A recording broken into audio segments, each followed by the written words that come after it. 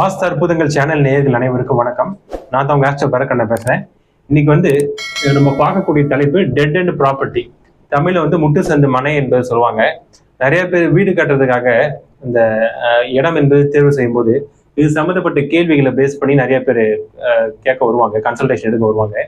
அப்ப என்ன சொல்லுவாங்கன்னா, இந்த மனை தெற்கு பக்கம் ரோடு வருது சார், ஆனா அதோட தெரு முடிஞ்சது, அந்த முட்டு சந்துல எங்களோட மனை என்பது வருது, அது வாங்கலாம்னு பிளான் பண்றோம், இல்ல அட்வான்ஸ் கொடுத்துருக்குறோம், அங்க ஒன்றும் பிரச்சனை வராதா, இது போல கேள்விகள் பேஸ் பண்ணி நிறைய பேர் வருவாங்க. சில பேர் அந்த இடத்தையும் வாங்கி கட்டி முடிச்ச பிறகு ப்ராப்ளம் ஃபேஸ் பண்ண பிறகு இந்த கன்சல்டேஷன்லாம் கேட்க வருவாங்க.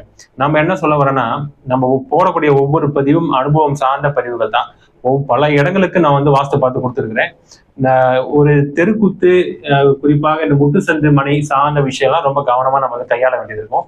இது நன்மையும் இருக்கு. இந்த இருமுனை கற்றின்னு சொல்லுவாங்கல்ல, ரொம்ப பாசிட்டிவும் ஏற்படுத்தும், ரொம்ப நெகட்டிவும் ஏற்படுத்தும். ரெண்டு விதமான செயல்களை செய்யக்கூடிய தன்மையை கொண்டது.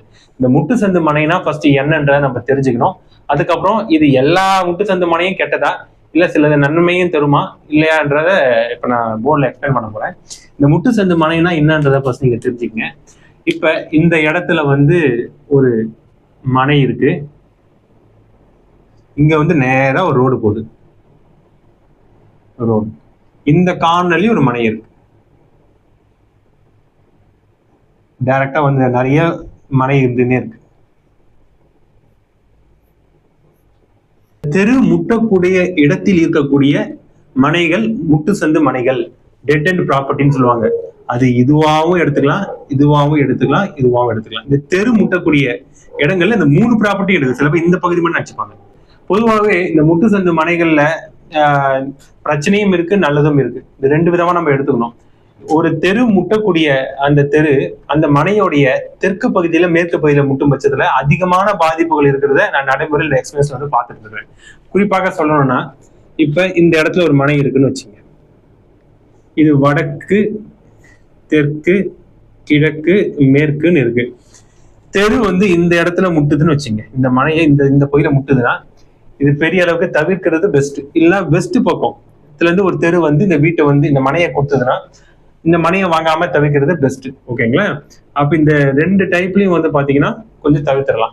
இதுவே வடக்கு பக்கம் குத்துச்சுன்னா இல்ல கிழக்கு பக்கம் குத்துச்சுன்னா பெரிய அளவுக்கு பாதிப்புகள் என்பது ஏற்படாது. ஓரளவுக்கு நான் எஸ்கேப் ஆகலாம். இது ரெண்டும் பாத்தீங்கன்னா ஒன்றும் பிரச்சனைகள் இல்லை.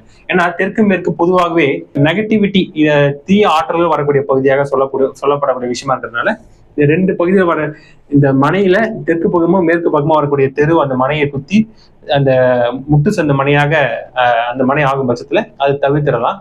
இதே வடக்கு பக்கம் கிழக்கு பக்கம் தெரு குத்தி அந்த முட்டு சந்த மனையாக அது உருவெடுக்கும் போது அதை வாங்கி நம்ம அதுக்கு தகுந்த மாதிரி நம்ம காம்பவுண்ட் வாலும் எல்லாமே அந்த தெரு எந்த பக்கம் குத்துதோ அந்த பக்கம் காம்பவுண்ட் வாலும் அமைச்சு பெர்ஃபெக்டா அந்த வீட்டு என்பதை நம்ம பிளான் பண்ணிக்கிற மாதிரி இருக்கும். அப்ப இதுல பாத்தீங்கன்னா இன்னும் சில விஷயங்கள்லாம் என்பது இருக்கு. இப்படிதான் ஒரு தெரு போகுதுன்னு வச்சுங்க. இந்த தெரு வருது, இது வடக்கு பக்கத்துல ஒரு ரோடு வருது. ஓகேங்களா? மனை என்பது இப்படி இருக்கு. பாதி மனை தெரு குத்துது, பாதி மனையில தெரு குத்துல இப்படி போகுது.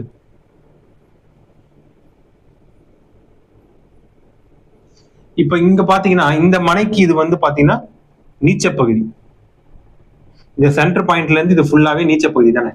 இந்த பகுதியில குத்தும் போது அதே வடக்கு பார்த்த, நான் முன்னாடி சொல்லியிருந்தேன், வடக்கு பக்கம் ஒரு தெரு குத்துச்சுன்னா அந்த மனையை அது பெஸ்ட்ன்ற மாதிரி நான் சொல்லியிருந்தேன். ஆனா இந்த மனையோடைய நீச்ச பகுதியில இந்த வடக்கு பக்கத்துல வரக்கூடிய ரோடு குத்தி டெட் அண்ட் ப்ராப்பர்ட்டி அது உருவானதுனால இது நீச்ச பகுதியா இருக்கிறதுனால இது பாதிப்புகள் கட்டாயம் தரும். இதை நம்ம தவிர்த்தரணும். இதுவே இப்படி நம்ம எடுக்குது. இப்போ பாத்தீங்கன்னா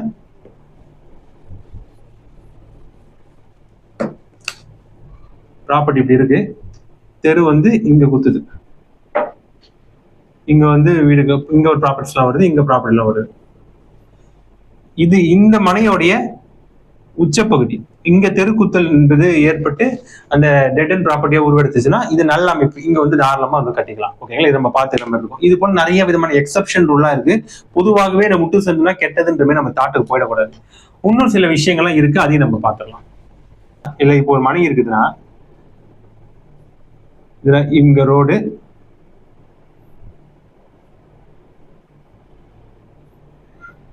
இது மனை, இது நார்த், ஈஸ்ட், கிழக்கு, இது சவுத்து, இது வந்து வெஸ்ட். இதெல்லாம் ரோடா நம்ம எக்ஸாம்பிள் போட்டிருக்கிறேன். இங்க ஒரு மனை இருக்கு. இப்ப இந்த மனையில வந்து பாத்தீங்கன்னா இந்த பகுதி வந்து உச்ச பகுதி, இது வந்து நீச்ச பகுதி. இது குட் ரீஜன், இது வந்து பேட் ரீஜன். வடக்கு மத்தியத்துல இருந்து வடகிழக்கு உச்ச பகுதி. இந்த பகுதியில வந்து தெரு குத்து ஏற்பட்டு இது டெட் அண்ட் ப்ராப்பர்ட்டியா உருவச்சுன்னா இந்த மனையை வாங்கலாம். இதுவே இந்த பகுதியில வந்து தெரு இந்த மனையில குத்துச்சுன்னா தவிர்த்தரணும். இதுவே இந்த பகுதியில வந்து தெரு வந்து இந்த மனையை குத்துச்சுன்னா நல்லது, இந்த பகுதியில குத்துதுன்னா கெட்டது. இந்த பகுதியில நல்லது, இந்த பகுதியில கெட்டது. இது இந்த பகுதியில வந்து தெரு வந்து குத்தி இது வந்து டெட் அண்ட் ப்ராப்பர்ட்டி முட்டு சந்த மனையை உருவெடுத்ததுன்னா நல்லது, இந்த பகுதியில குத்துச்சுன்னா கெட்டது. இப்படி நம்ம வந்து பாக்குற மாதிரி இருக்கும். இப்ப இந்த மனை தான் சொல்லியிருக்கேன். நான் சைட்ல இருக்க மனைகளுக்கு சொல்ல அது எப்படின்றது அதையும் நான் சொல்லிடுறேன். இப்ப இந்த சைட்ல இருக்கக்கூடிய மனைகள் இருக்குல்ல, இப்ப இங்க ஒரு மனை இருக்கு, இங்க தெரு ஃபுல்லா வருது, தெரு போகுது, இங்க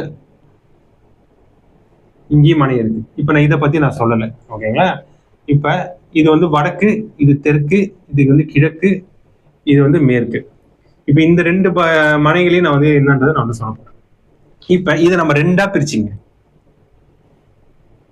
ஏன்னா இந்த தெருல வந்து வரக்கூடிய ஆற்றல் ஃபோர்ஸ் அதிகமா இருக்கிறதுனாலதான் இந்த முட்டுச்சந்து மனைகளை வந்து சில நெகட்டிவா சொல்றாங்க. இப்ப நான் இது ஒட்டுமொத்த மனையை ரெண்டா பிரிச்சுக்கிறேன். இது வந்து தெற்கு பக்கம், இது தெற்கு பக்கம் வருது, இது வந்து கிழக்கு, ஓகேங்களா? இப்ப இந்த பகுதியை மட்டும் எடுத்துங்க. இந்த மனையோடைய இந்த மனையோட உச்ச பகுதி இது, இந்த மனையோடைய நீச்ச பகுதி இது, இந்த மனையோடைய இது தெற்கு, இது உச்ச பகுதி, இந்த மனையோடைய நீச்ச பகுதி, ஓகேங்களா? இதுல வந்து பாத்தீங்கன்னா இந்த ரெண்டு மனையும் நல்லா சிறப்புன்ற மாதிரி எடுத்துக்கலாம். இந்த இடத்துலதான் ஆற்றல்கள் அதிகமா இருக்கும். இந்த இடத்துல ஆற்றல் அதிகமா இருக்கும். ஆற்றல் அதிகமாகிறதுனால இது வந்து நல்ல பகுதியா இந்த கார்னர் வரதுனால இந்த மனை பெஸ்ட். இதுவே இந்த பகுதிகளில் இந்த ஆற்றல் இருக்கிறதுனால இது பெஸ்ட். உச்ச பகுதியா இந்த கார்னர்ஸ் இந்த தெரு எண்டிங்ல வரதுனால பெஸ்ட். இதுவே சில நேரத்துல வந்து இது வேற மாதிரியும் வரும்.